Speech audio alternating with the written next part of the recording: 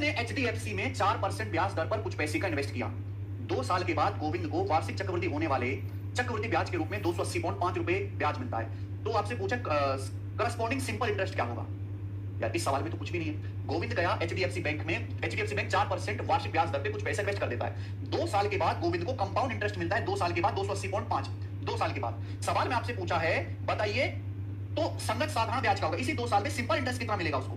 Simple interest हमेशा क्योंकि same पैसा है, सेम ब्याज की तरह, सिंपल इंटरेस्ट हमेशा कंपाउंड इंटरेस्ट से कम होगा। अगर कंपाउंड इंटरेस्ट 280.5 है तो सिंपल इंटरेस्ट 280.5 से कम होगा। ये दोनों आंसर नहीं हो सकते। या तो आंसर पहला ऑप्शन है या चौथा ऑप्शन है। अच्छा, ब्याज की दर अगर 4% है तो 2 साल में कितना सीआई मिलेगा?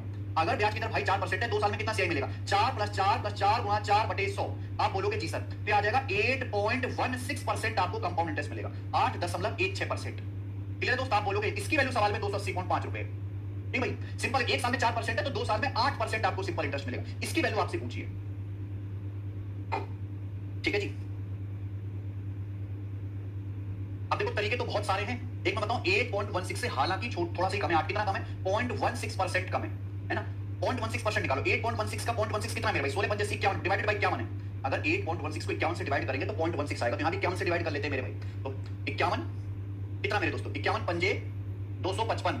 255 के बाद बचेगा मेरे भाई यहां पर 25 बचेगा। आप बोलोगे आंसर तो 255, तो फिर ये 51 पंजे चला जाएगा 5.5। अब आप एक मेरे भाई घटा दो। कितना बेहतरीन तरीका मैंने सोचा यार इस साल को करने का। अगर 8.16 को 0.16 से डिवाइड करेंगे 51 आएगा, बट 51 हो रहा है, यानी 51 से आसानी से भाग हो जाएगा। अगर मैं घटा दूं 8.16 में से 0.16 माइनस कर दूं तो 8% आएगा। या घटाओ 280.5 में से 5.5 घटा दो तो 275 रुपए आ जाएगा आंसर भैया। ये कैलकुलेशन के तरीके होते हैं बेटा जो प्रैक्टिस से आते हैं, जो कॉन्सेप्ट पढ़ने से नहीं आते।